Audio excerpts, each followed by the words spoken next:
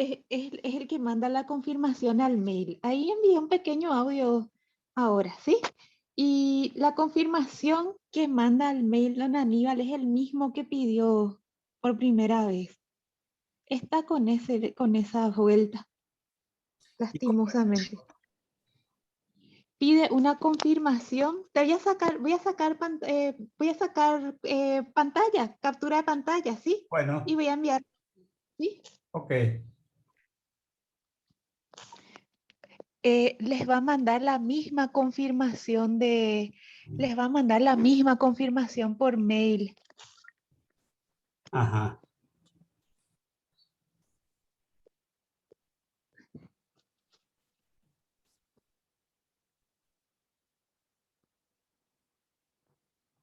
Por mail, qué bárbaro.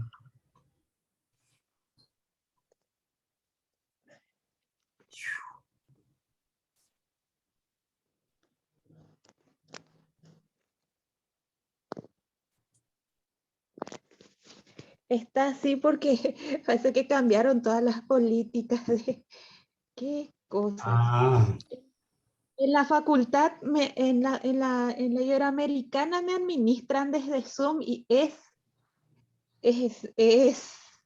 complicado. ah, En la autónoma tienen Teams, pero tienen el Teams del autónomo, vamos a decir. ajá. Y ahí es donde, bueno, yo puedo grabar clases y todo eso, pero un servicio ya, vamos a decir, no sé si llamarle industrial o cómo, ¿verdad? Medio, Pues sí. lo que podemos hacer es, sí, le escucho. No, voy a tratar de mandar tu mail a Ujú. Sergio.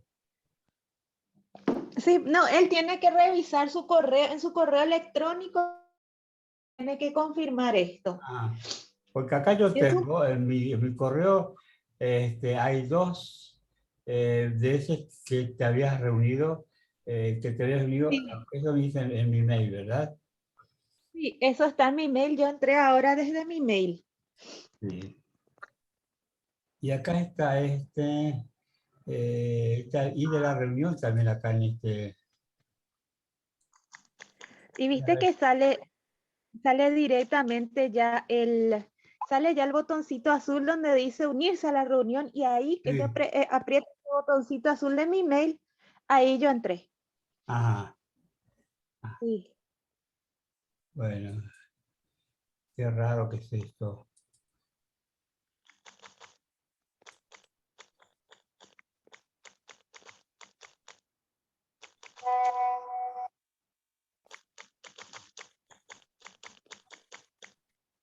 Lo que podemos hacer es, podemos empezar un ratito a leer. Yo puedo empezar a leer un ratito desde donde me dijiste que es la página Bueno, 53.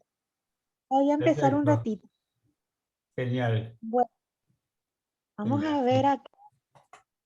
Yo creo que van a entrar, solamente que es otra vez esa cuestión de la otra vez, la burocracia.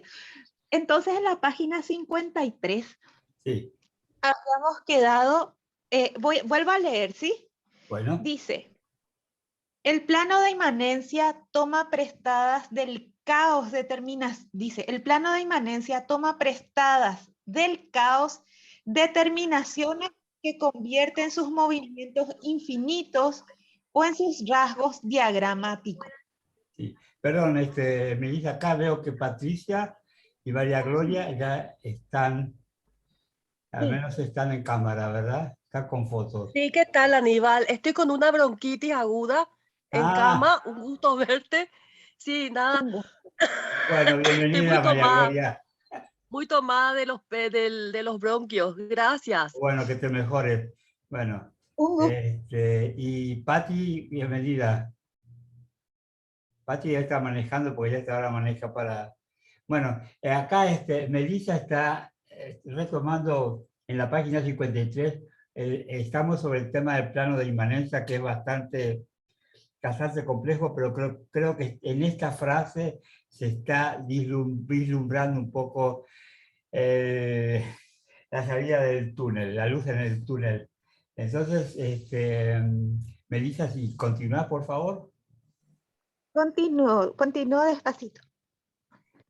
Entonces, A partir de ahí, se debe suponer una multiplicidad de planos, puesto que ninguno abarcaría todo el caos sin recaer en él, y que cada uno retiene solo unos movimientos que se dejan plegar juntos. Si la historia presenta tantos planos muy diferenciados, no es solo debido a unas ilusiones, a la variedad de ilusiones, no es solo porque cada uno tiene su modo, siempre renovado, de volver a conferir trascendencia. También lo es más profundamente a su modo de hacer inmanencia. ¿Sigo? Y acá nomás quería nomás recordar, había un tema entre transferencia e inmanencia, ¿verdad?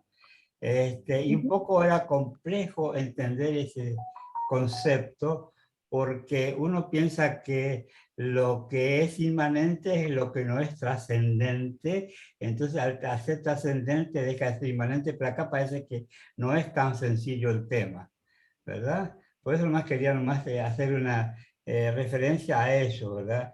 Inmanencia sería lo, no sé, lo que acontece, lo que está, pero de repente si algo trasciende de ahí, ya sería trascendencia y no es tan así, ¿verdad? Por eso nomás acá dice, si la historia de la filosofía presenta tantos planos muy diferenciados, no es solo debido a unas ilusiones, a la variedad de las ilusiones, no es solo porque cada uno tiene su modo siempre renovado de volver a conferir trascendencia, también lo es más profundamente a su modo de hacer inmanencia. Entonces, da la impresión como de que son varios planos, pero de la inmanencia y trascendencia, pero como que no son bien diferenciados y que de repente supongo que se solapan, que se tocan y que se desprenden y que se plegan, no sé, entiendo que es, porque acá lo que subyace esta es, creo que pretende quitarnos la ilusión de el pensamiento binario, vamos a llamarle así, ¿verdad? ¿Es esto o es esto? Y creo que acá lo que pretende Deleuze es salirnos de eso. Me parece que es así. Entonces, si continúa, por favor, Melissa. Sí, porque viste que parece que buscamos un horizonte, un sesgo así definido, y es eso lo que me parece. Creo que ese Bueno, es voy a el hacer tema. Quitarnos de esa blanco-negro, ¿verdad? Me parece a mí, ¿verdad? exactamente. Bueno, sigo. Cada plano, cada plano lleva a cabo una selección de lo que pertenece de pleno derecho al pensamiento. De vuelta, cada plano lleva a cabo una selección de lo que pertenece de pleno derecho al pensamiento, pero esta selección varía de uno a otro. Cada plano de inmanencia es un uno todo. Ahí está. Cada plano de inmanencia es un uno todo. No es parcial como un conjunto científico, ni fragmentario como los conceptos, sino distributivo. Es en cada uno. El plano de inmanencia es hojaldrado. Creo que ahí está el punto que nos permite a lo mejor entender un poco más, ¿verdad? Esa Sí, imagen, me parece a mí. una multidimensionalidad, ¿verdad? Sí. Uy, Dios mío. Bueno, sigo. Y resulta sin duda difícil de valorar en cada caso comparado, si hay un único y un mismo plano. De vuelta. Y resulta sin duda difícil de valorar en cada caso comparado si hay un único y un mismo plano o varios diferentes. ¿Tienen los presocráticos una imagen común del pensamiento a pesar de las diferencias entre Heráclito, Sí. un segundito acá, Heráclito y Parménides? Cabe hablar de un plano de inmanencia, de una imagen del pensamiento llamado clásico, y que tuviera una continuidad desde Platón a Descartes. Lo que varía no son solo los planos, sino la forma de distribuirlos. ¿Hay acaso puntos de vista más o menos alejados o próximos que permitan agrupar estratos diferentes a lo largo de un periodo suficientemente largo o separar estratos sobre un plano que parecía común y del que provendrían estos puntos de vista, a pesar del horizonte absoluto? ¿Cabe contentarse aquí con un historicismo, con un relativismo generalizado? En todos estos aspectos, la cuestión de la unidad o del múltiplo vuelve a adquirir la máxima importancia introduciéndose en el plano. Ahí es donde habíamos quedado. Exacto, sí. Qué lástima que no está Sergio acá para iluminarnos un poco, ¿verdad? Sí, Pero creo que más o menos está clara esa idea de que hay planos que como que se superponen, que se alejan, que se juntan, que se transparentan. Tengo un poco esa idea, ¿verdad? Cuando él habla del sí, plano de inmanencia, que es prácticamente como si fuera un territorio, tengo la impresión como un territorio neutro, válido, donde sí. suceden las cosas, ¿verdad? Pero suceden por planos, tal vez. No sé si anda por ahí, ¿verdad? Bueno, Tiene por eso tiene una multidimensionalidad, ¿verdad? exacto.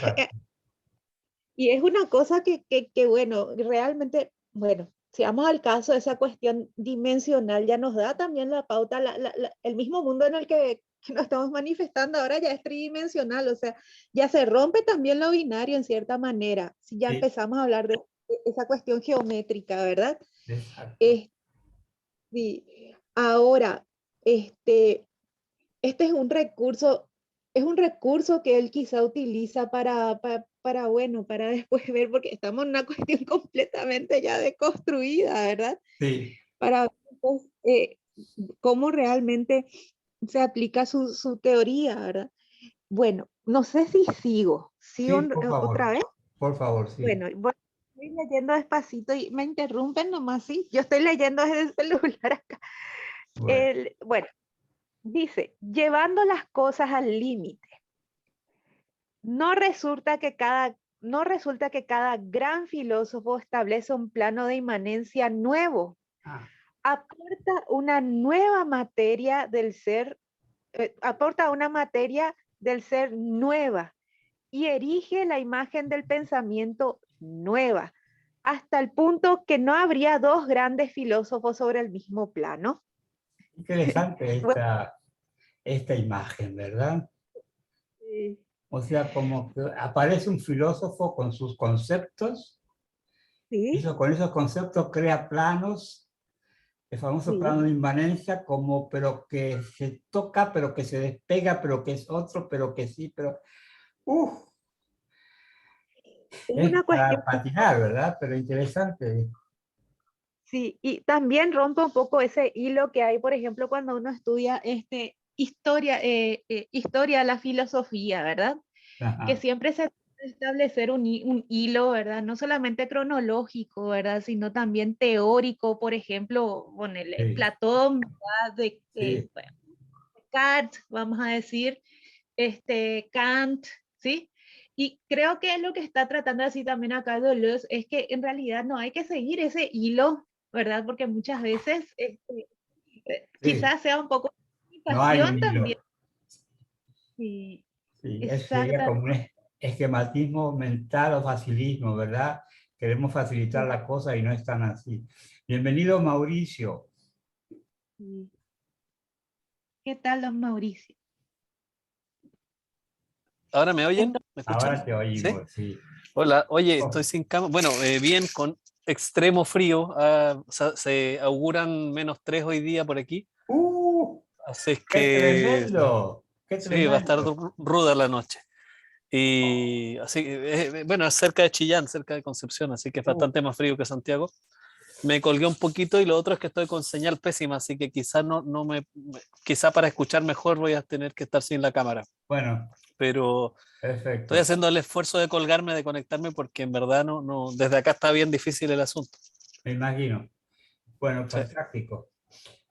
Acá también tuvimos dificultades para poder conectarnos y ahora nos acompaña María Gloria, que también está un poco enfermita, y Sergio tiene dificultades para entrar y creo que ahora no va a poder. Bueno, no importa, después le contamos por teléfono de qué se trata. Acá estamos con Melissa Siendo fuerte. tratando de entender esto. Bueno, ¿qué tal, Melissa? Adelante, ¿verdad? Y vuelvo a leer entonces, ya En que su se conectó. cambio, ¿no? Vuelvo un ratito a leer ese párrafo, ya que se Sí, conectó el compañero, ¿sí? sí, sí, sí. Llevando las cosas al límite, no resulta que cada gran filósofo establece un plano de inmanencia nuevo, aporta una nueva materia del ser y erige una imagen del pensamiento nueva, hasta el punto que no habría dos grandes filósofos sobre el mismo plano. Ahí es donde quede. Bien, es verdad que no concebimos a ningún gran filósofo del que no sea obligado decir, ha modificado el significado de pensar, ha pensado de otro modo, entre paréntesis, según la sentencia de Foucault. Claro. Y sí, sí, porque a partir de acá, esta es una cuestión muy importante también. Yo no sé cómo se lo clasifica Deleuze, ese es otro gran defecto, ¿verdad? Pero bueno, a mediados del siglo XX ya hubo una negación total de la historia de la filosofía. ¿M? Entonces yo creo que tiene que ver mucho también con romper, como les dije de vuelta, estos hilos a los cuales estamos tan acostumbrados para Sí, clasificar, ¿verdad? sí, sí, sí, creo que es así, sí. Sigo. Y cuando se distinguen varias filosofías en un mismo autor, ¿no es acaso porque el propio filósofo había cambiado de plano? Ah, ¿Había encontrado una imagen nueva una vez más? claro. Discúlpame, yo creo que eso es lo que le pasó muy claramente a Heidegger, ¿verdad? Sí. Hay varios Heidegger. Incluso hay un Heidegger que es el de la vuelta, como que se vuelve sobre sus pasos y plantea otra cosa, ¿verdad? Entonces, creo que con eso se verifica cómo va cambiando, ¿verdad? Ajá. De Heidegger es prácticamente, es que, como les dije, creo que a partir de Nietzsche ya son todos inclasificables. Bueno, Baruch Sí, Spinoza es el primer inclasificable, vamos a decir, total. ¿verdad? Porque tiene mucho dolor, ¿verdad? Pero si vamos al caso Heidegger no se le puede tampoco encasillar dentro de la fenomenología, no Exacto. más. Se puede. Y después la famosa discusión, ¿cuáles son otra vez los nexos entre la fenomenología y el existencialismo, verdad? O sea, creo que eso es lo que está dejando de entrever, por lo menos a mi entender también, esa necesidad de aristotélica, vamos a decir, Sí, de clasificarlo y ordenarlo todo, ¿verdad? perfecto. Bueno, digo, ¿hay alguien más que quiere decir algo? No, acá hay una frase que hace referencia a un tal Biram, que no tengo ni idea de qué es. Si podés leer eso, yo voy a buscar quién es Biram. Virán. No se puede permanecer insensible al lamento de Virán, cercana ya la hora de la muerte. Creo que es un personaje de literatura. Acá está. Como dice Virán, Ah, su vida y sus pensamientos, dice. En la LT Virán, no sé quién es. Su vida y pensamientos, editorial Nabil, dice. Vamos a buscar después. Yo tampoco sé quién es Virán. sí, Virán, no se puede permanecer insensible al lamento de Virán, cercana ya la hora de la muerte. Me siento algo viejo para empezar de nuevo la construcción. A cambio, no son filósofos los funcionarios que no renuevan la imagen del pensamiento y que ni siquiera son conscientes de este problema en la beatitud de un pensamiento tópico que ignora incluso el quehacer de aquellos que pretende tomar como modelos. Uy, Dios mío. Bueno, voy a volver a leer esto, sí, ¿sí? sí, por favor. Bueno, leo otra vez. No se puede permanecer insensible al lamento de Biram, cercana ya la hora de la muerte.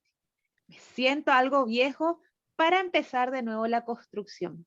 A cambio, no son filósofos los funcionarios que no renuevan la imagen del pensamiento y que ni siquiera son conscientes de este problema en la beatitud de un pensamiento tópico que ignora incluso el quehacer de aquellos que pretende tomar como modelos. Pero entonces, ¿cómo hacer para entenderse en filosofía si existen todos estos estratos que ora se pegan, ora se separan? ¿No estamos acaso condenados a tratar de establecer nuestro propio plano sin saber con cuál va a coincidir? ¿No significa esto acaso reconstituir una especie de caos? No sé si sigo. Sí. Esta es la razón por la cual cada plano no solo está hojaldrado, sino agujereado. Además, peor todavía. Es muy interesante esto, ¿verdad? Pero es como, sí, da la impresión de que como que el pensamiento previo a esto que está tratando de desarmar Deleuze y Guattari, el pensamiento anterior era más o menos tratar de ordenar todo por cajas y todo bien ordenadito y todo bien medido y todo bien colocadito. Y acá aparecen estos y diciendo, no, no hay caja y está todo mezclado y hay planos y hay agujeros y hay, es como un, qué sé yo, un queso gruyere lleno de glosé, ¿verdad? Con el pensamiento, ¿verdad? Lo que pasa es que Eh, y en o alguna sea, medida, perdón, en alguna medida, yo no sé, yo no conozco mucho sobre los sofistas, ¿verdad? Pero en la medida en que los sofistas están más en la expresión de las ideas que sobre las ideas, y es como que acá la filosofía estaría más sobre las ideas en sí mismas, que son así, que tienen que ser ordenadas, que tienen que ser estructuradas, que tienen que ser direccionadas, mientras que el sofista está más, bueno, no importa tanto si está estructurada, simplemente vamos a ver cómo la expresamos o cómo no la expresamos o qué queremos decir atrás de lo que queremos decir, algo así, ¿verdad? Me da la impresión como que está volviendo un poco a ese pensamiento mucho más, sí, hojaldrado, ahora que está, además de hojaldrado, agujereado, es interesante cómo que es nos libera de eso, me parece a mí, ¿verdad? una cosa también muy importante en la que vos decís, atendés. Los presocráticos, fíjate que vamos a decir, el mote de presocrático es una cuestión meramente didáctica, porque ellos Sí. entre sí, ¿verdad? O sea, tampoco se pusieron de acuerdo en que, bueno, esto, o sea, eh, Heráclito por su lado, Parménides por su lado, ¿cómo se llama? Ay, Dios mío, no recuerdo. Demócrito, sí, Demócrito por su lado. Entonces, Pitágoras, sí, entonces quedó para la academia de que ellos son una clasificación sí, inmóvil cuando a partir de ellos en realidad surgieron varios caminos, ¿verdad? De la filosofía. Y inclusive yo creo que bueno, Platón no creo con lo narcisista que habrá sido Platón, no creo luego que se haya querido clasificar con nadie, ¿verdad? O sea, en el filósofo en sí no creo, salvo que sea un filósofo ya de esta época, ¿verdad? Que bueno, muy academicista, que quiera decir, bueno, yo pertenezco a esto. Quizá, pero de vuelta, en la antigua Grecia, los pitagóricos, ¿verdad? Formaban más bien una escuela, una casta que no quería tener continuidad, vamos a decir, dentro de un marco académico. Es lo ajá, que me da a entender también, ¿verdad? sí, sí, sí, es cierto. Sí. No sé si Este, alguien más quiere aportar algo también.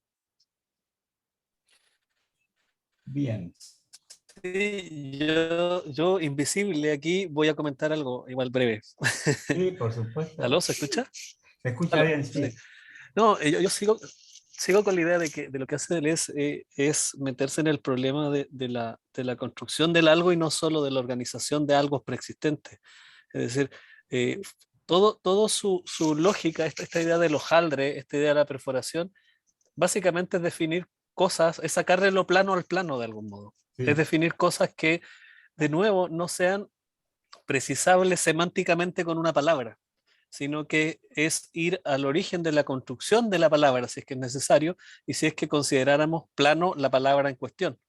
Entonces, todo el rato es majadero y porfiado en llevarnos de nuevo a donde se empieza a producir unidades de algos combinables, ¿cierto?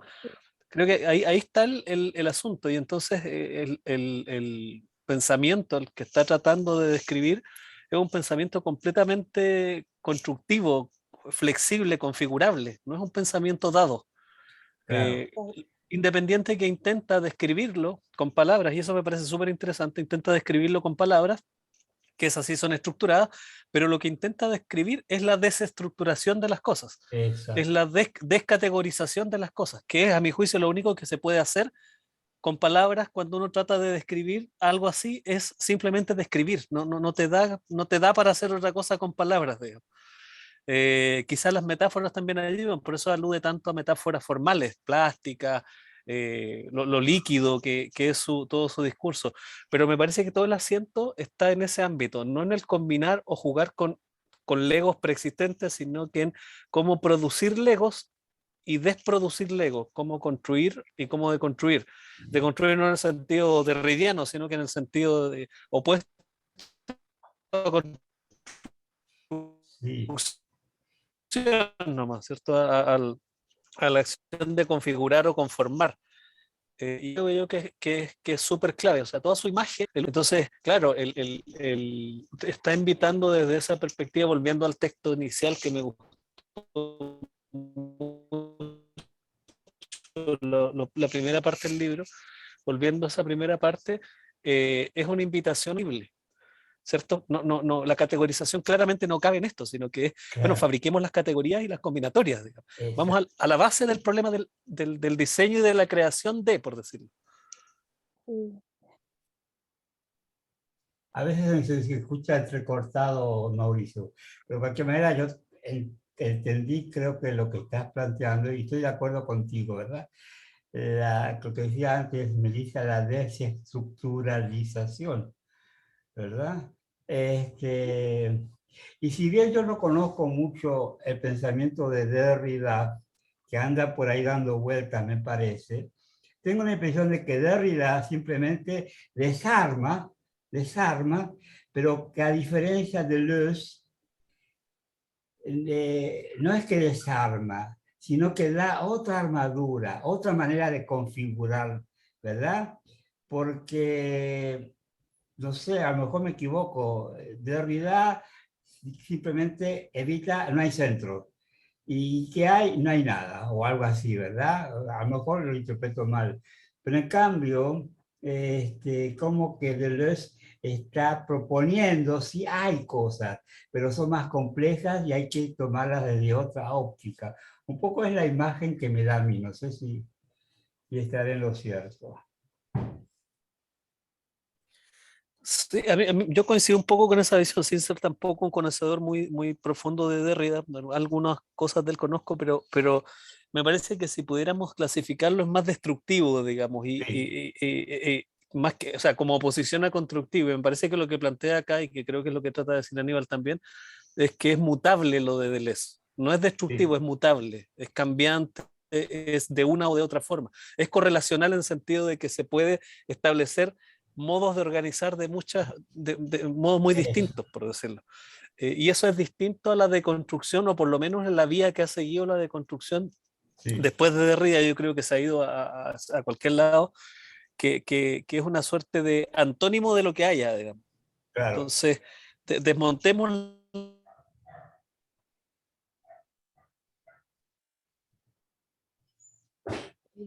Ahí de repente nos quedamos la sí, con tus palabras entrecortadas, pero este, yo concuerdo contigo, Mauricio. Me gusta esa manera, esas ideas que está proponiendo.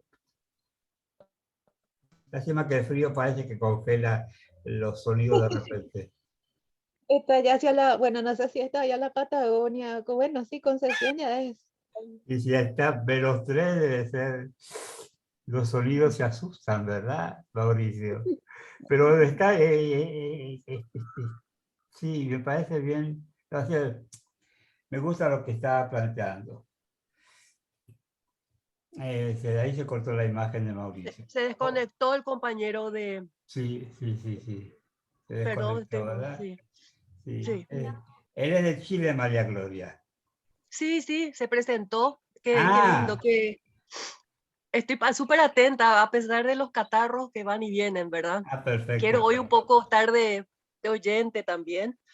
Bueno, no, está bien, acá viste que esto tiene eso, es entrar y salir, pero porque se está construyendo eso, pero Ahí está de nuevo. no está tan articulado, no es tan rígido, y eso tiene su pro y contra, me parece, ¿verdad? Porque no dispara para cualquier lado, pero lo vuelve interesante también. Pero está bien porque se sigue un hilo conductor finalmente y ahí Sí, ordenamos la casa tarde o temprano, ¿verdad? Entonces exacto. veo que es así. Ahí está de nuevo, Mauricio. Mauricio, sí. Sí. Mauricio, Sí, te hemos se, co- recuperado.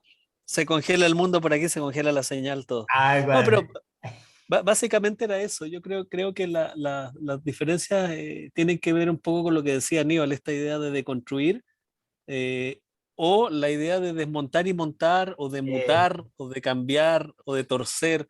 Me parece que es mucho más plástica la manera Deleuze de abordar el problema del pensamiento. Lo define como una masa plástica, básicamente, que se licúa, se perfora, se densifica. O sea, la idea de hojaldre perforado está permanente y el tema del cambio de plano de inmanencia, también lo que está armando es la misma operación. Es decir, cuando habla de cambiar plano es como que coagula ese plano dentro de un fluido en algún momento para hacerse identificable y luego vuelve a ser parte de otro y luego parte de otro.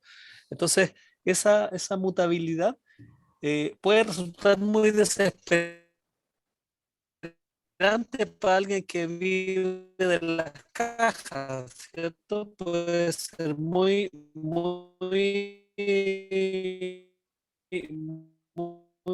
exasperante el tener educación, no tener taxonomía, coágulo de filosofía, digamos, que ni siquiera como para categorizarlo. Y justamente eso hace que también tenga ciertos problemas operativos, porque los humanos operamos en base a categorizaciones porque nos permiten fijarlas y operar con ellas, combinar, claro. etcétera. Entonces, cuando está esta cosa tan jabonosa, es Sí. complejo seguirla y es complejo clasificarla. Digamos. Así es, nos hace resbalar y patinar para un montón de lados. Y creo que ahí está. Y cuando yo leo esto y estoy pensando, no sé por qué me viene la imagen de una pista de skate, ¿verdad? Que sube y baja y que se dobla y que tienes así, es como una vivencia, no es una línea recta, plana, lineal, sino que esta es una línea que sube, baja, se dobla. Me parece que la vida es más cercana a eso que lo otro. Bueno, ¿qué tal, Meli? ¿Cómo andamos? Sí, acá estoy. Demasiado quiero entrar otra vez en la cámara, pero estoy acá con el texto. No Bueno, te preocupes. Ahí por va. algo, el PDF que yo tengo está en amarillos algunas frases. Yo no sé si algunos tienen también ese, pero Sí, sí, eso fue marcado. En la copia que nos dieron fue marcada. la Sí, sí, pucha. sí, sí, sí. Esto ya está aplicado.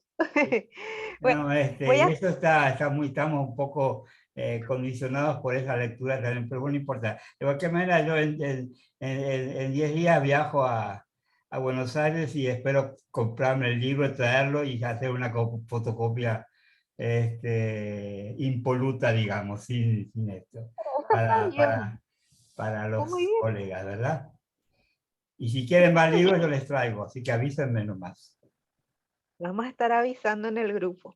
Bueno, Bueno, voy a seguir entonces. Esta es la razón por la que cada plano no solo está hojaldrado, sino agujereando, permitiendo el paso de estas nieblas que lo envuelven en las que el filósofo que lo ha establecido resulta ser un ratito, perdón acá, resulta ser a menudo el primero en perderse. Exacto. Que las nieblas que se desprenden sean tantas, lo explicamos por lo tanto de dos maneras.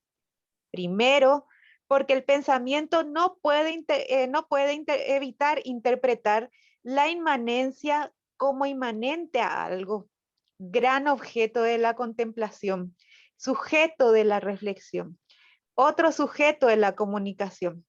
Resulta fatal entonces que la trascendencia se introduzca de nuevo.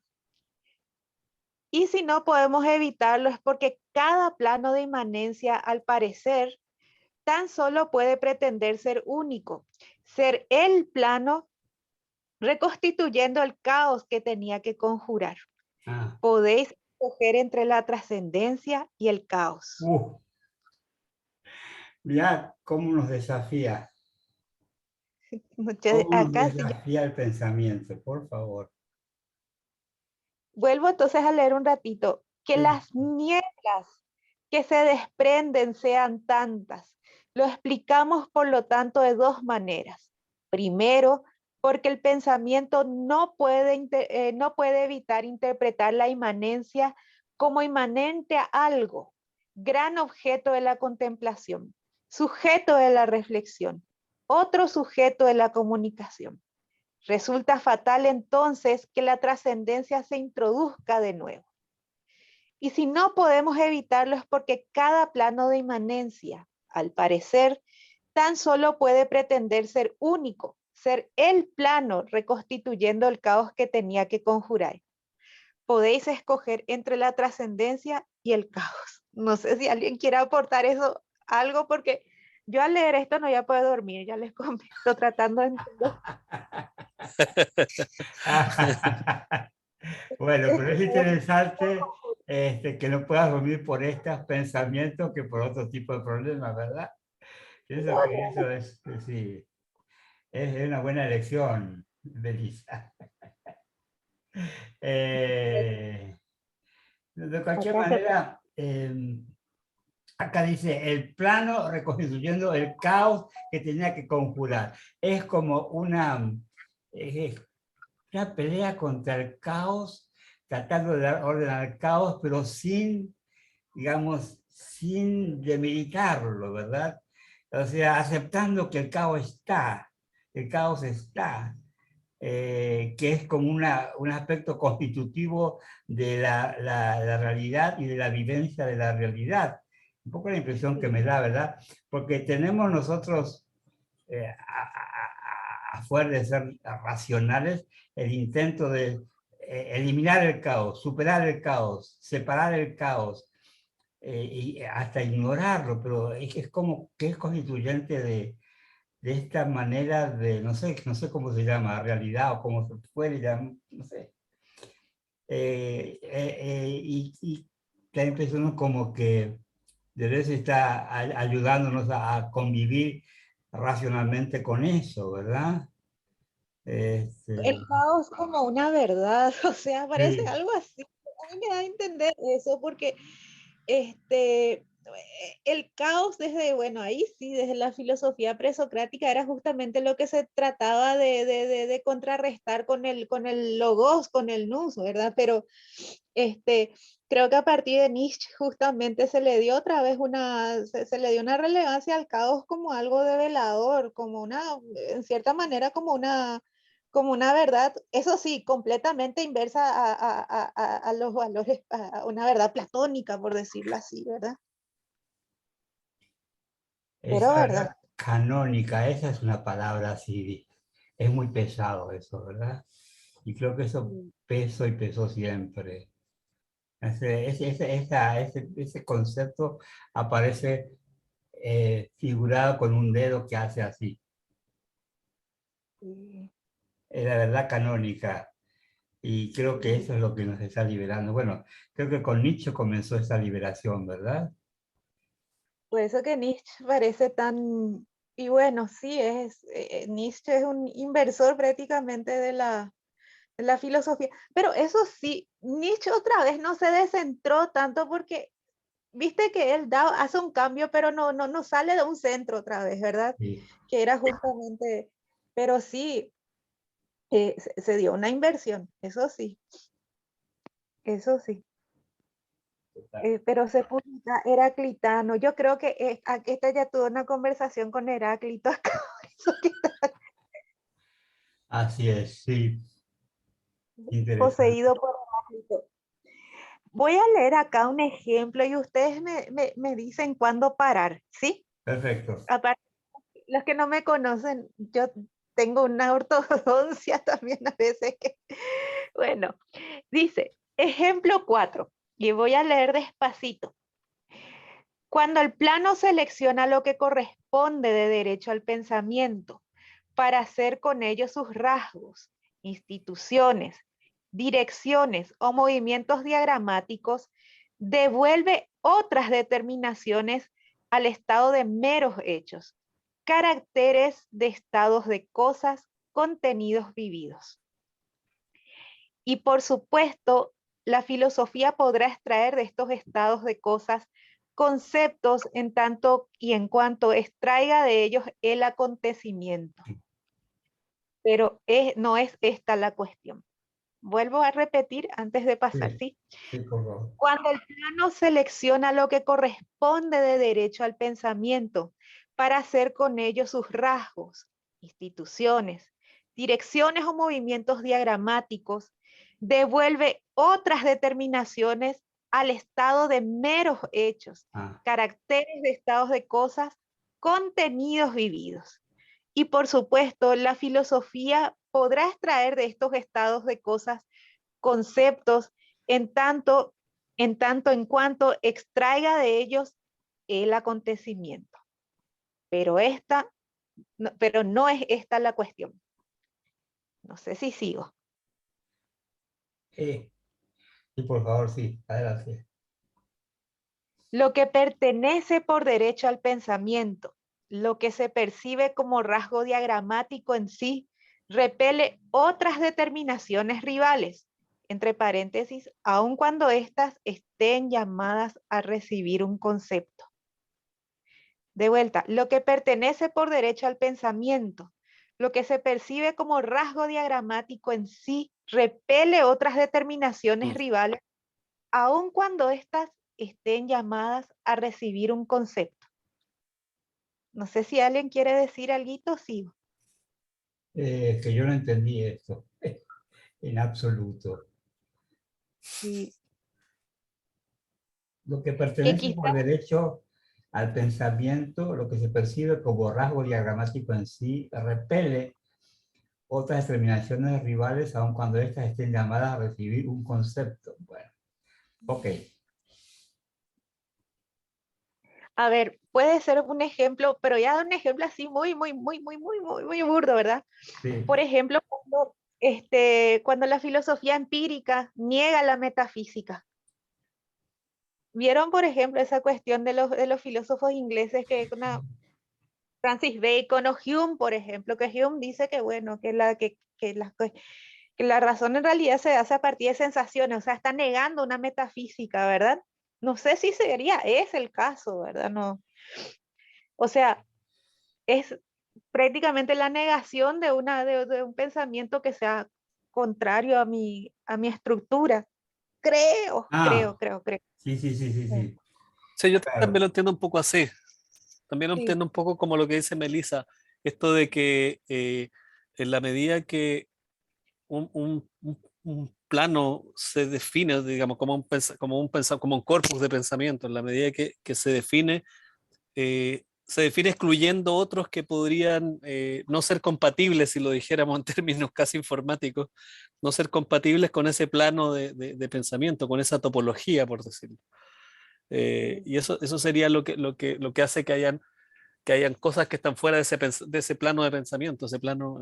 Ahora, si uno lo pensara en términos más generales, como de el pensamiento, en esta palabra que tiene eco, ¿cierto? Cuando uno le escucha el pensamiento refiriéndose a todo, me resulta más interesante pensar o preguntarme qué sería lo que se repele con ese pensamiento en el sentido totalizante, el conjunto universo de todos los pensamientos. Implica que habría un algo fuera. Me hace, a lo mejor una imagen lo aclara, me hace pensar en esta cosa que siempre me llama la atención cuando aparecen imágenes de las células, ¿cierto? Que son unidades que andan flotando en un caldo, y se supone que son las unidades mínimas, y ese caldo siempre es mayor. O sea, como que Sí, hay un algo que es un telón de fondo que es mucho mayor que la unidad que nosotros estamos considerando desde el nombre célula. Entonces, me genera el mismo ruido esto, porque si pensáramos en el pensamiento, no el thinking inglés, sino que el thought, ¿cierto? Si pensáramos en ese pensamiento y atendemos a lo que dice Deleuze, que hay unas cosas que quedan fuera, que son repelidas por ese pensamiento, me resulta muy atractivo pensar de qué están hechos, de qué están hechos esos estados de mundo, de qué está, que no son pensamientos.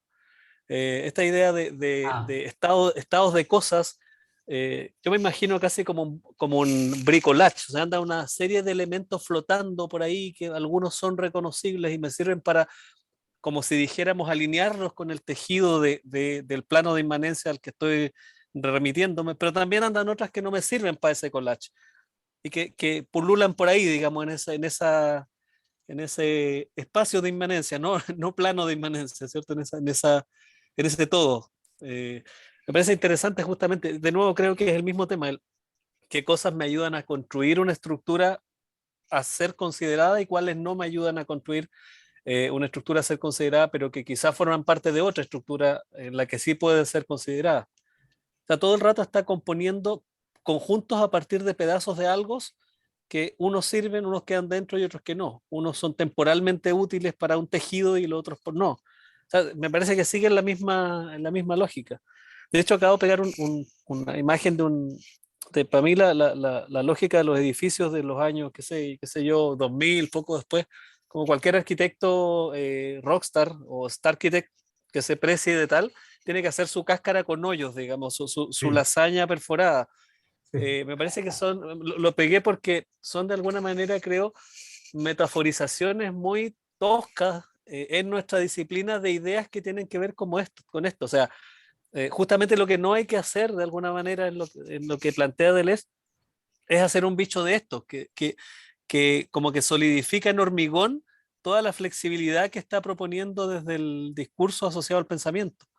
Entonces, yo veo estos proyectos y me pasa eso, siento que es una suerte de esquema fijo, como si se tratara de una fotografía de algo que es muy dinámico, pero se fotografía en hormigón, ¿cierto?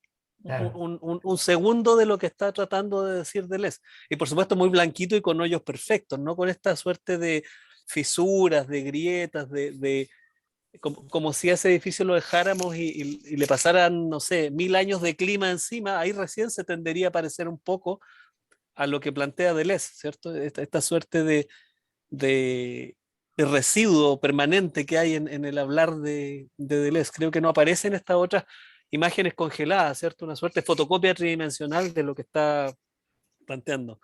Entonces, creo que volviendo a lo que estamos tratando de interpretar, me parece que justamente habla un poco de eso, de que hay ciertas cosas de esos planos de inmanencia, ciertos stock conceptuales que se excluyen, que son parte del pensamiento y se excluyen con otras estructuras de pensamiento. Son antónimas, por si lo pudiéramos decir de alguna manera, o quizás se tocan tangencialmente. Me parece que está hablando de cómo él entiende que estas cosas se arman y se desarman, de cuál es el modo de coagularse que tienen, si lo llevamos ahora a una metáfora más líquida, más de Bauman, digamos. Cuando estaba comentando eso, a mí se me vino la imagen de, hablaste algo así como, vamos a poner las células o los átomos, ¿verdad? Los átomos, los neutrones, los protones, y todo dando vueltas, todo girando, todo moviéndose, pero en un vacío, y la idea es que es ese vacío, ¿verdad? Y hay Claro, un gran... Sí, perdón, ah, a mí me intriga más eso, me intriga más qué es el blanco del telón de fondo. por decirlo en Exacto. términos del ámbito gráfico, ¿cierto? No Sí, la figura, sino el fondo. exacto, sí. Y acá da la impresión de como que los planos de inmanencia por esa conformación tan, eh, ¿cómo se llama? Tan cambiante, tan informe, un poco como que sería esa masa donde ese vacío donde suceden las cosas, ¿verdad? Pero no sé, no sé, hay una idea, una confusión ahí con el plano de inmanencia, serían los planos de inmanencia que configuran el todo y dentro de esos planos suceden las cosas, ¿verdad? Porque tienen como la fuerza de un concepto de un todo, el plano de inmanencia, porque la pregunta sería, si sacamos el plano de inmanencia, ¿qué pasa con los conceptos, verdad? Sí. O sea, Sea, toda la lógica parece que tiembla. O sea, Totalmente, porque uno además se pone a analizar la frase en sí, ¿verdad? Y vas partiendo, pues en la parte así muy, para ir viendo, ¿verdad? Cómo va consiguiendo, inclusive en esa oración, a qué llama al todo, a qué llama plano, a qué llama esto, ¿verdad? Que, o sea, entonces ahí también podemos ir generando, para seguir lo que decía el compañero Mauricio, en relación a lo que nuestra razón también puede, hasta donde puede llegar para también. emitir un juicio o un concepto acorde a lo que está mirando, viendo, etcétera. Eso ya lo manejamos con Kant, por ejemplo, ¿verdad? O sea, vos llegás con tu Weltanschauung, como diría Hegel, con Sí. tus criterios, con tu modo de ser, con tu modo de mirar, con tu lupa, con tu mirada, con tu color. A lo mejor no ves el color rojo, el azul, qué sé yo, ¿verdad? Sos daltónico. Pero ves al fin, y lo ves de una manera. Entonces, ¿a qué llama plano? ¿A qué llama Claro. todo? ¿A qué? A,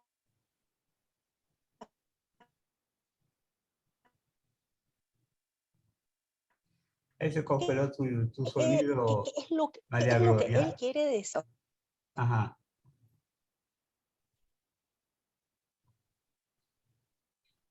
Un poquito...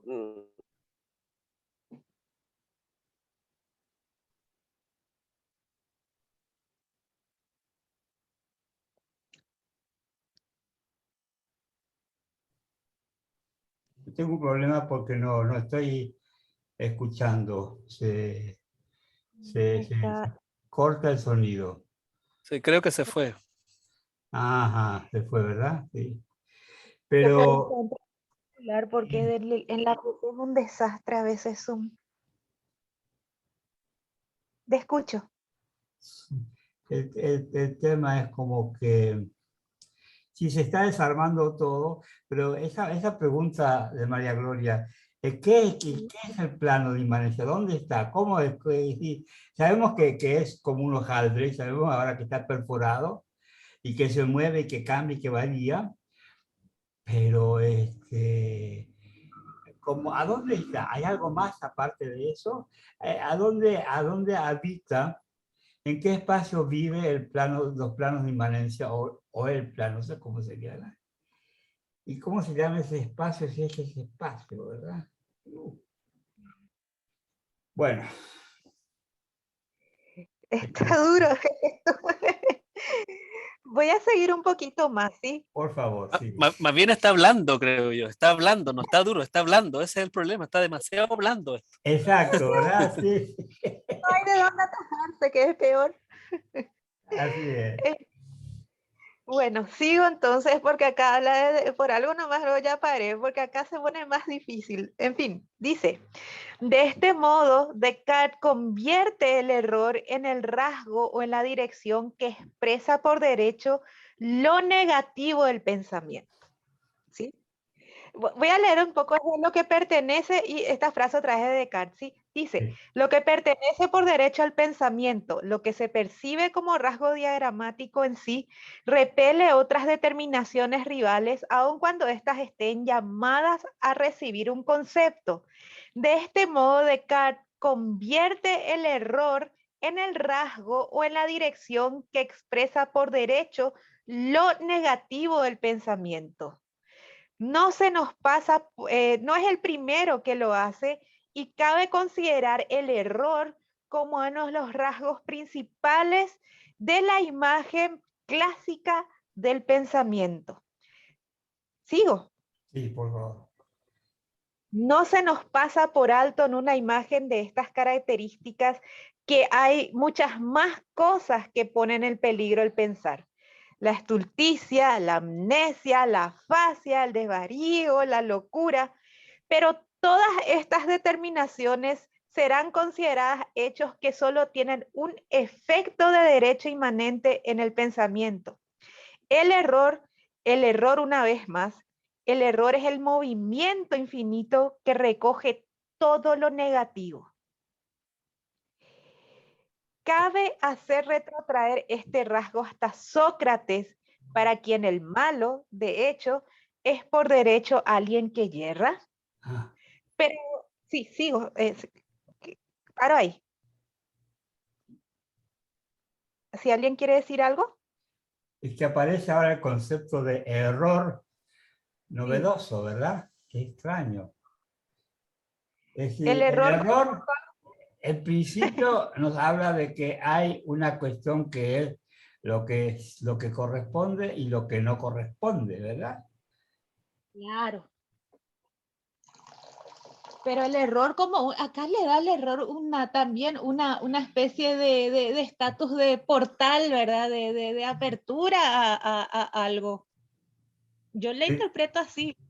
Ah, Sí, sí, una suerte de sistema de glóbulos blancos que va recogiendo todo lo que no alcanzó a ser pegado al plano, por decirlo. algo así. Ah, como sí, es necesario el error para que subsista lo que no es el error, ¿verdad? O sea, sabemos que Sí, esto está bien porque sabemos que no hay error, pero entonces es necesario el saber el error, la consistencia error, no error. Oh, lo que pasa es que el error muchas veces, o sea, clásicamente se interpreta como un ente, lo malo, ¿verdad? claro, Pero ahora cuando vos pones el error desde un plano de función, vamos a decir, más coincidiendo con Deleuze, ¿verdad? Al final tiene, vamos a decir, tiene otro estatus, o sea, tiene un estatus de apertura, ¿verdad? Bueno, decir, bueno, esto no está bien, ¿verdad? Pero al final es otra vez algo que permite una especie de superación o de pensar distinto, por explicar así, ¿verdad? sí, Con este astrofísico de Deleuze. Porque hay una cosa que surge. Hola. sí, Sí, hay una cosa, por ejemplo, un ejemplo muy claro que está sucediendo ahora con las ciencias empíricas, ¿verdad? Vamos a decir, y por dar un ejemplo claro, nomás lo que es la astrofísica, ¿verdad? ¿Dónde llega el límite de la astrofísica? Con la energía oscura. Y directamente ah, le llamaron energía oscura a los principios que no pueden describir del cosmos, que es prácticamente el 98% de todo. Le tuvieron que dar nombre, pero hasta ahí, ¿verdad? Y, o sea, le dieron nombre a prácticamente algo que sería una nada en términos clásicos, ¿verdad? Ahí está todo un paréntesis de qué hacer con esto, porque ahí llegó nuestro conocimiento y eso hace también de que en realidad se investigue más, creo yo. Claro, bueno, ¿perdón? le llamamos mundo a lo que alumbra la linterna en el fondo, del saber nuestro. Le Claro, llamamos mundo a lo que alumbra la linterna, el saber nuestro, y todo lo que es oscuro le metemos en el bolso lo negativo, lo negro. ¿No? exacto. Y encima le queremos pintar con nuestra cara y todo, porque no puede tener pues la forma de ser humano. Y si es rubio o azul es mejor. Perdón, Mauricio, creo que te enojo azul. Pero es así. A todo es más le tenemos que poner nuestro rostro, le tenemos que antropomorfizar encima, ¿verdad? Entonces como que no cabe otras maneras de razonar en nuestros conceptos. Y bueno, el mundo hasta donde nos da el marco, esa es la verdad. Sí. Ahora, hay hay una cosa que quería comentar. Yo tengo mis problemas con el error, la verdad, que tengo mis diferencias con la negatividad del error en términos generales. Creo que más bien definir algo como un error es una cuestión más bien de representación como contrapunto de la acción, pero no viene mucho al caso, pero igual lo voy a comentar.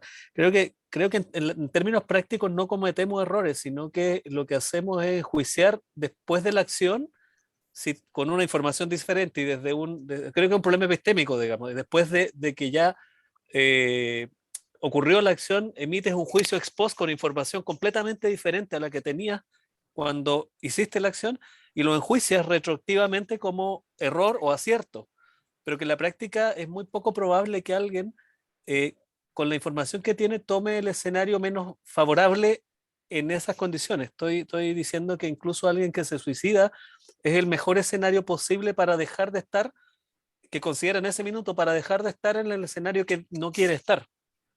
Entonces, desde esa perspectiva, el error se desmoraliza en el sentido de cosa nociva, sino que es una suerte de revalorar una acción o un hecho que aconteció con unos criterios de valor diferentes en su momento, digamos.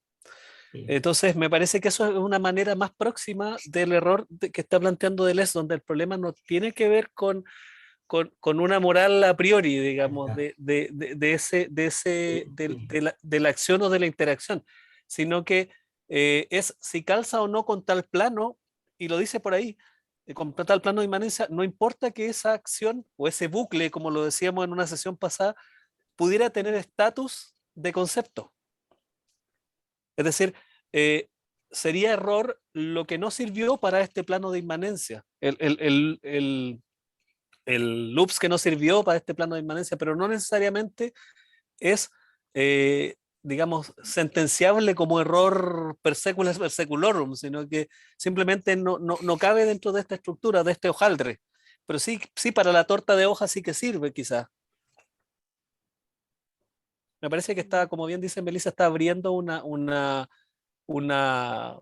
desmoralización judeocristiana casi de Sí. el error, que es una cosa que tiene una carga cultural histórica y lo podemos llevar a, incluso donde decía María Gloria, supongo, que es esta cosa como del blanco y el negro, del bien y el mal, de todo lo que está Sí. fuera de lo que alumbra Sí. nuestra linterna del saber, no más que eso. O sea, pensemos que el siglo de las luces literalmente es eso, es considerar la luz como el saber, como todas estas cosas, y todo lo que está afuera es negro, oscuro, es malo, es demoníaco, etc. Entonces, creo que aquí además se manda una desmantelada de esa estructura que ya no es casi biológico-social para la mayoría, por lo menos los occidentales, eh, relativizándolo de nuevo. Y con esto cierro, quizá también me hace pensar en Aníbal convendrá y Patricia, digamos, los arquitectos nuevamente infiltrados, esta idea de que el error es algo muy positivo en el aprendizaje, en el ámbito de nuestra disciplina. Ahora, que la universidad lo valore al final o simplemente lo declare es otra cosa, porque el que se equivoca le ponen un 1 y ya.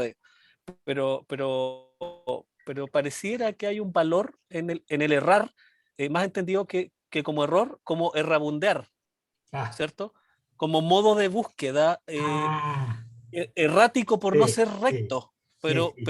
pero deriva en el sentido de búsqueda. Y eso yo creo que son maneras, o por lo menos así yo abordo disciplinarmente el problema del error más próximo al errar, al errabundeo, ¿cierto? Que al error moralmente sancionable. Y me parece que algo de eso tiene lo de Deleuze. Si es que pudieran Sí, dar sí. esos dos ejemplos, el nuestro y esta especulación que yo personalmente tengo con el error como cosa representada ex post con tono negativo y no necesariamente como acción negativa en sí. Sí, totalmente de acuerdo, Mauricio, porque incluso yo pienso que cuando se usa el error con esa tónica moral, es simplemente como un dispositivo de poder, un manejo, ¿verdad? Se usa como un dispositivo de poder. Yo tengo la verdad y vos estás equivocado. Completamente. Sí. En cambio, si lo tomamos como una errancia, como una posibilidad misteriosa no tenida en cuenta y que aparece de golpe como posibilidad inédita, por eso es bueno lo que decías para mí, ¿verdad? Equivocando se aprende, ¿verdad? Con error se aprende. Claro, ese rabundeo donde ocurre el aparecer, porque si no, no ocurre. Sí, Todo el aparecer ontológico, digamos, está detrás del error, está yendo a buscarlo de algún modo. Entonces, hay que desmontar esa estructura de error como castigo moral que se produce cada vez que tú no te adscribes a la norma, que es completamente una moral taxonómica definida, sí. la antítesis de lo que está planteando Deleuze. Entonces, y claro, y desafortunadamente, y lo llevo de nuevo al ámbito de la universidad, desafortunadamente se declara el ensayo de error, se declara, yo creo que moros y cristianos lo declaramos, sin embargo, es sancionado y sigue siendo sancionado el error. Es. Porque lo que se privilegia es el ensayo y acierto. Yo en algún momento lo escribí así, como se declara el ensayo de error, pero se practica y se evalúa positivo el ensayo y acierto. Eh, Cosa que es netamente moral. No hay nada más que, como dices tú, es una manera de operativizar un dispositivo de poder, no es más que eso. Es que el error posibilita descubrir cosas nuevas. Y acá lo está Exactamente. poniendo claro, dice, el error es el movimiento infinito que recoge lo negativo. Eso es lo que dice acá Deleuze. ¿Cómo seguiría eso, Melissa? Bueno, sigo entonces, dice, el error es el movimiento que recoge todo lo negativo, pero atiendan bien, él utiliza la palabra recoge, no qué significa todo lo Claro, negativo, ¿verdad? claro, sí.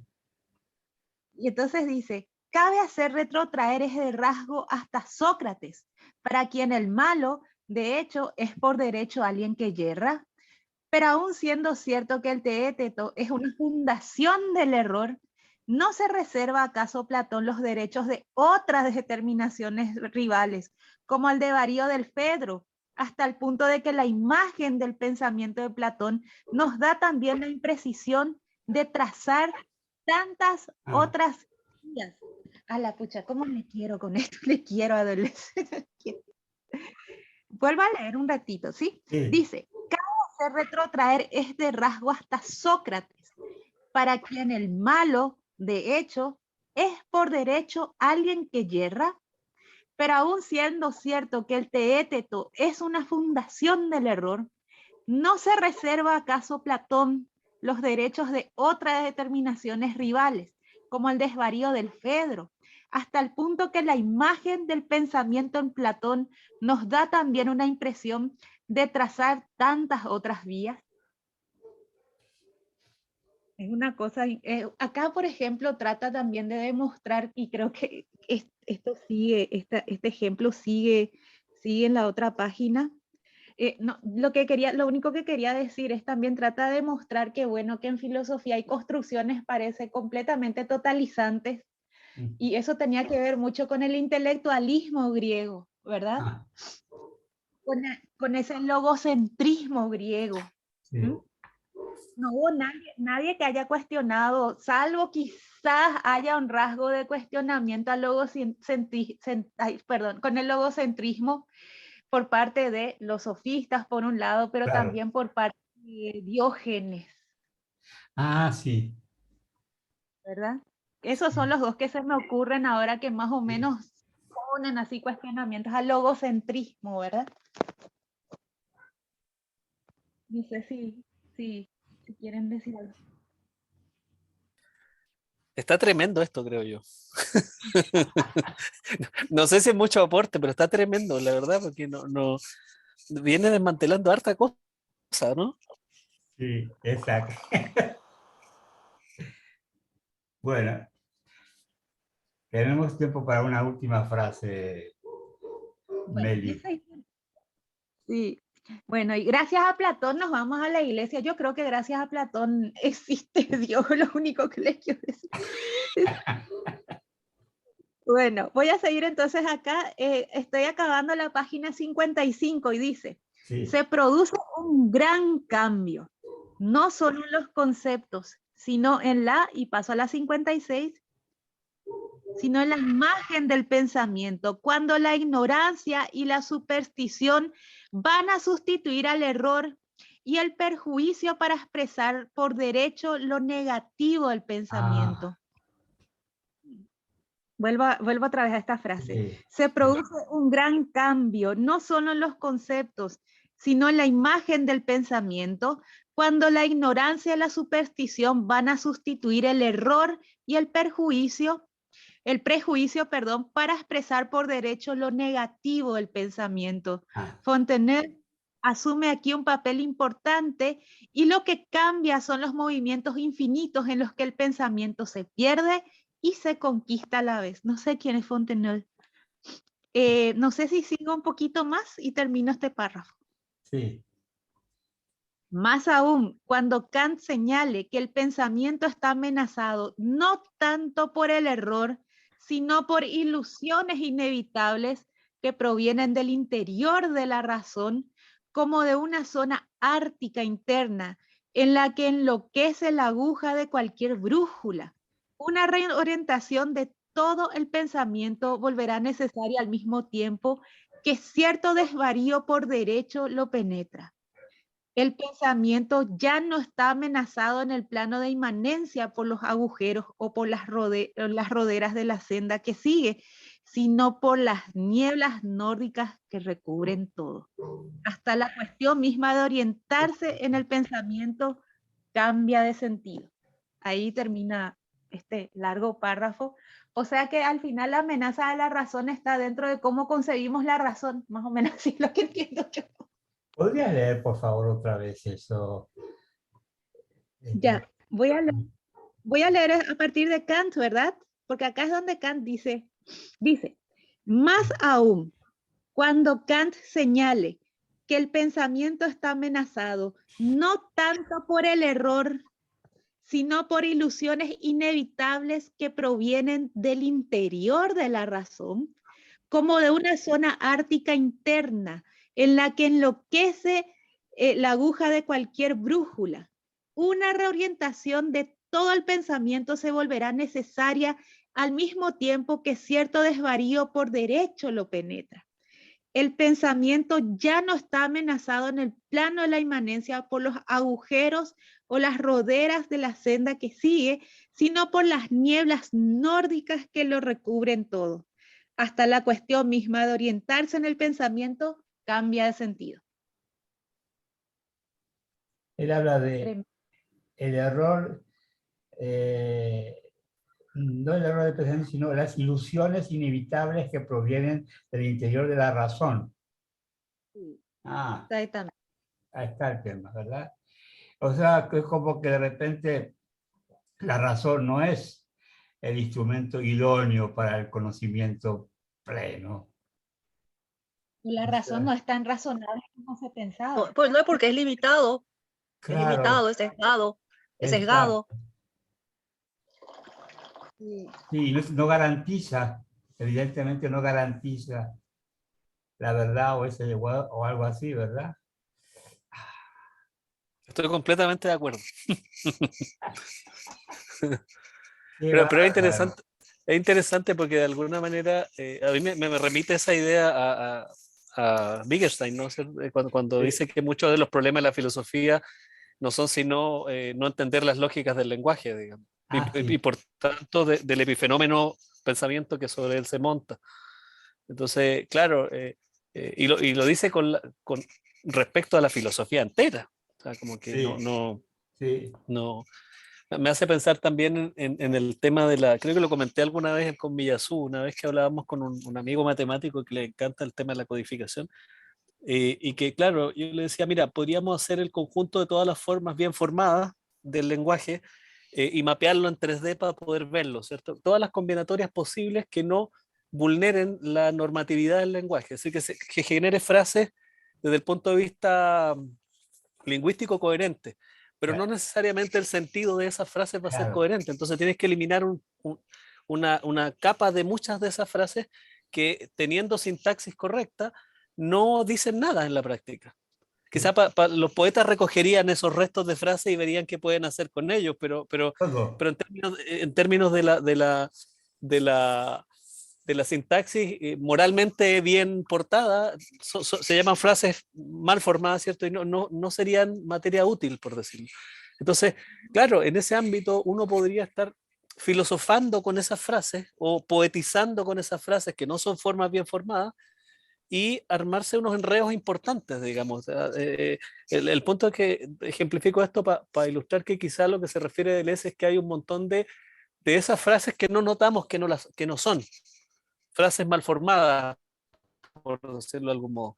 Y entonces el pensamiento tiene estructuras propias que nos hace ciertas trampitas o nos nubla, eh, cosas que nos parecen que son y no son tanto, ¿cierto? Que son más bien residuos de la propia estructura del pensamiento. claro. Me parece que por ahí va un poco Yo creo que el sí. asunto. Encuentro más re bonito desconfiar de eso, desconfiar del pensamiento. Y creo que eso nos acerca a Nietzsche, cuando dice las Mm. palabras no designan las cosas, las rodean apenas, ¿verdad? Y es en las fugas, en esas fugas, es donde realmente se empieza a filosofar, ¿verdad? Claro. Porque Ah, si el pensamiento fuese completo y va a ser petro y va a ser un dogma más que filosofía, ¿no? Ahora, parece que esa es la...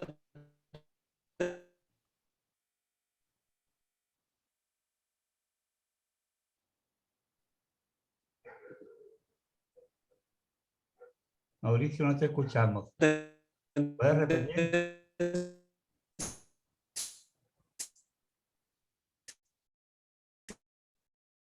Está pésima la señal hoy por todos lados, por lo visto. Sí.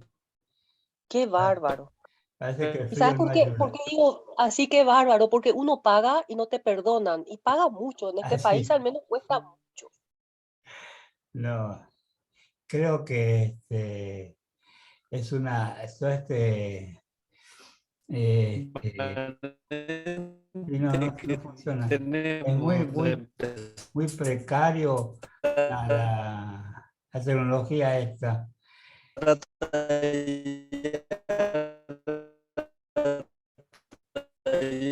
tallar hasta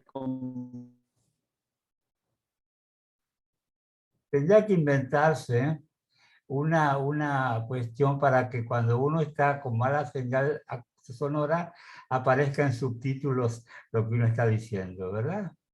Fantástico. Y ahora le decimos al compañero que ahora sí vemos como un error esto fatal. Un error fatal. Esto es un error, por ejemplo, en la práctica. Sí, así es.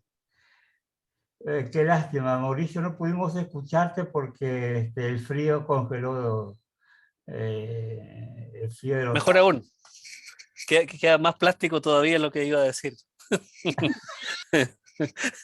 No, lo que iba a decir es que parece que esa es la eterna tarea humana, ¿no? Empezar a recoger, encontrar piedras, tallarlas, convertirlas en sólido platónico y abandonarlas cuando ya están así porque son demasiado estables.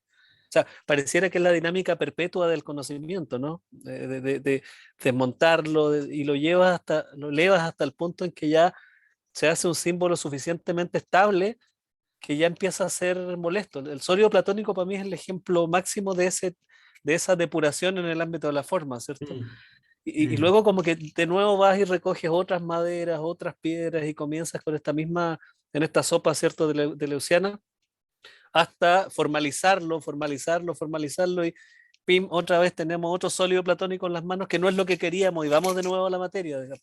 Pareciera que es como el peregrinaje permanente del pensamiento. así es, sí. Y cómo el error produce esas cosas, ¿verdad? O sea, este, Uno se indaga el error, en realidad una interpelación también, ¿eh? Es una interpelación. Exacto. Y el error no es ignorancia el error, que es una cosa que viene mucho también de esa estructura rígida que sí había en la filosofía más bien platónica, ¿verdad? Por No, eso el que parece error que...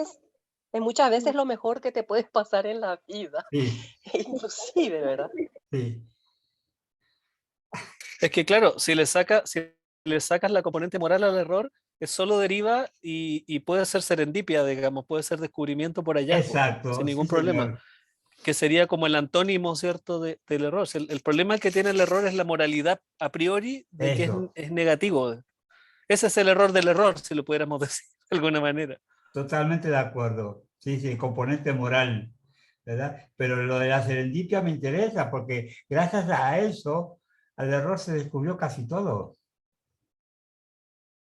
No, Claro, fantástico, claro, genial. claro, está en el mismo ámbito, si lo que cambia es que no tiene esa moralidad asociada de nuevo por defecto.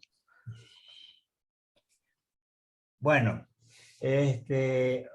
hoy estuvo intenso, pero muy interesante, como siempre, ¿verdad? Suerte que pudiste participar, María Gloria, y que te mejores. Prometo, ¿cómo era? Ay, Dios, es una de las cosas que tiene este catarro, ¿no? No poder hilar muchas veces ya. Preparar el texto, entonces, y amablemente voy a ir viendo y revisando.